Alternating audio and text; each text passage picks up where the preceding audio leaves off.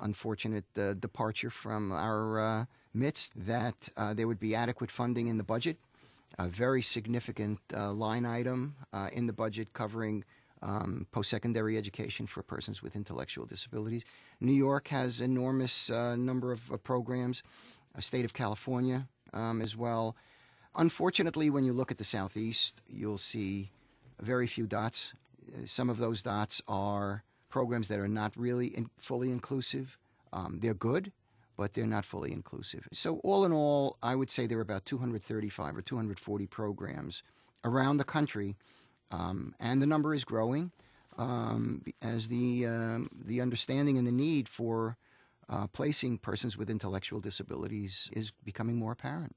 Many schools, like you stated, have programs or a department that serves students with disabilities. What's the difference between those programs that you hear about in other institutions and what you guys offer? Well, I think that it's perhaps a matter of philosophy. One is, I don't think there are any other programs at the post-secondary level. That doesn't mean that other colleges and other universities don't have students who are in attendance. But we believe that we're preparing our students for what comes after the post-secondary education. That ain't nobody, as they say in chorus line, ain't nobody offering me a scholarship to life. That we basically feel that by treating the students as adults who can help chart a good part of their own destiny, and treating them as adults while on campus, that we're preparing them for the world of work, which is not going to be, catering to them.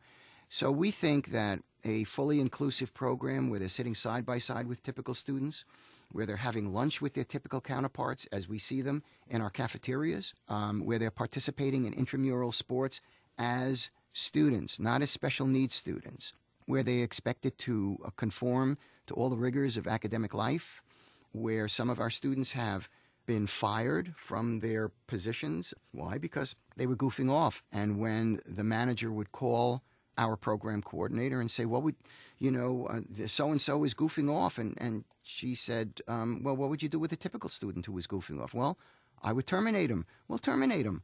And we did.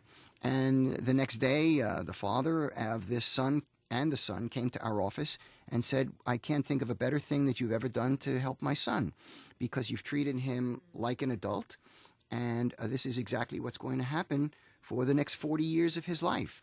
So that's really the underlying philosophy of our program. In addition to the fact that your program allows students with intellectual disabilities into the college atmosphere, whereas some of these other programs who offer sort of these programs that have a component that serves students with disabilities, if the student is unable to pass the basic admissions qualifications to get into school itself, they're unable to attend anyway. So I think there's some major differences there that really give students with intellectual disabilities an opportunity to experience an environment that they normally would not be able to, because they probably could not pass those qualifications to get into the other institutions. I think you're absolutely right. That we've had some of our students who were just about to graduate go back to their high school. We've gone with them and make a presentation to prospective families, students with special needs, faculty, and administration. And for the most part, they've been so articulate. It's been amazing. They've gone back and said that, so-and-so has said I could never go to college. Well, I'm just about to finish, this 2-year program. And I urge all of you, don't give up. Be forthcoming, be ready, and that has led to an enormous surge in applications for enrollment. But I would say one thing that again, I think it takes an unusual university willing to take a risk, and KSU is that. From when we went with sort of fear and trembling to some of the upper-level administration, to say we want to start this program. We understand its economic times are hard, classrooms are full, but we want to do this. The response was, where have you been this long? where were you? We're waiting for this kind of a program. And it was really an amazing response and very encouraging to us. Now, here's the question that everybody wants to know, because as a parent, Okay. he said, uh-oh. As a parent, we think about the economics of it. What is the cost of attending this type of a program? Is there financial aid or scholarship opportunities? What does this look like on paper for a family when it comes to the cost of funding this type of opportunity? That's a good question. There are a few things. One is economic aid. In order to receive Pell Grants and other kinds of federal or state funding, we have to be accredited. We've just completed our application for accreditation. Our financial officer has to submit it after he looks at it and perhaps edits it. But once we're accredited by SACS, then we'll be able to offer grants. Additionally, the parents will pay approximately $1,206 for the credits that they're taking, $1,206 per semester, with a duplicate $1,206, which is an additional burden to the parent, but nonetheless, it covers our cost for the mentors. The student mentors are paid. The only way that we can pay them is by charging the parent.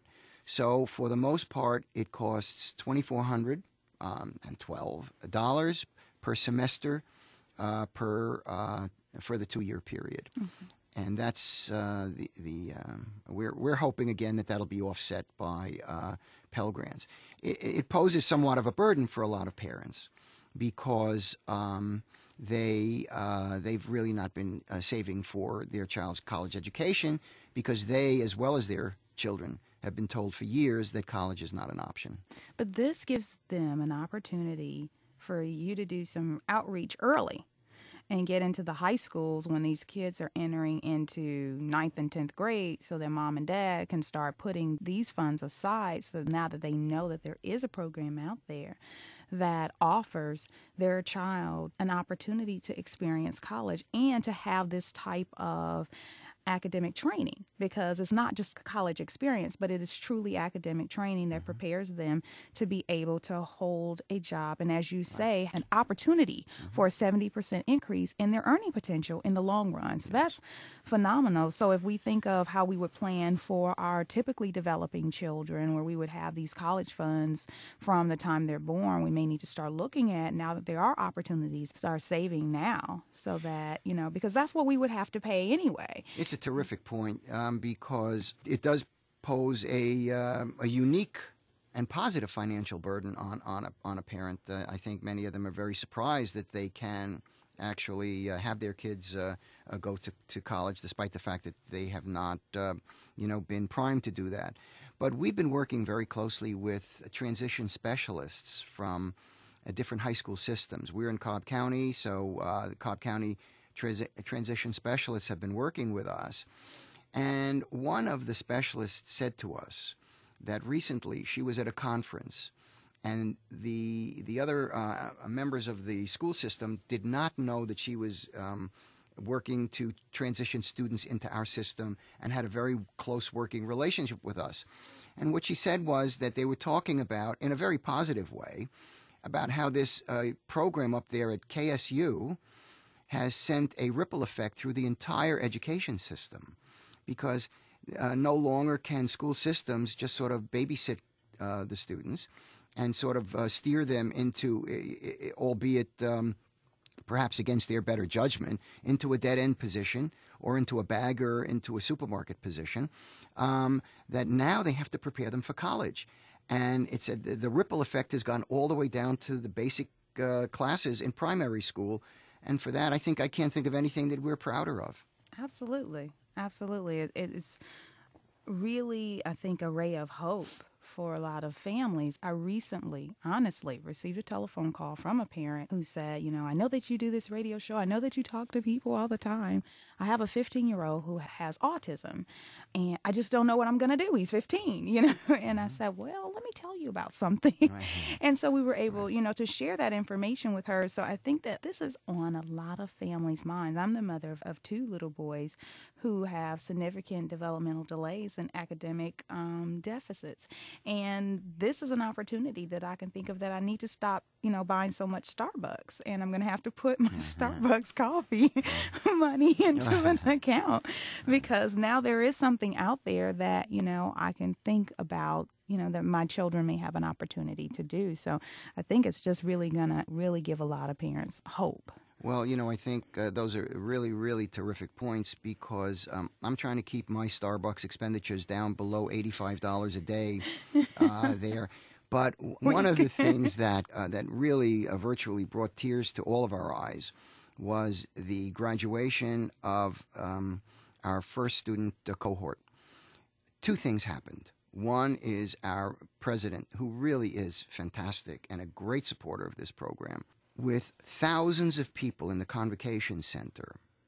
He started out his talk by addressing this program and asking the two people to stand up, the two students, and they received a round of an ovation from thousands of people for graduating, the first cohort to graduate.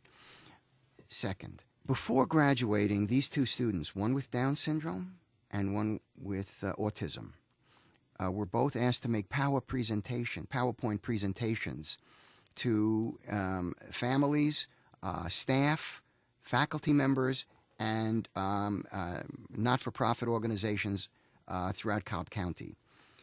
I can't tell you what a fantastic job they did. Each one of these students presented a very sophisticated PowerPoint presentation and followed it up and talked about every one of the slides that emerged. It was a fantastic experience, and it gave me hope and supported all of us in taking this program and expanding it. Well, thank you so much for sharing this information with us. I'm looking forward to my son being in, I guess, the class of 2092, I guess. Thank you so much. My pleasure. It really was fantastic to be here. Be well. A special thanks to the Georgia Council for Developmental Disabilities and Bayada Nursing Company. We are because of you. The Handle with Care radio show is created in collaboration with WUGA The Classics, recorded in partnership with the Georgia Council for Developmental Disabilities and the Georgia Radio Reading Service. All information shared is the opinion of our host and the guests featured on the show. The information may not apply to all listeners and should be accepted as opinion and not representation of a guaranteed result. Music provided by Joey Stuckey of Shadow Sound Studio.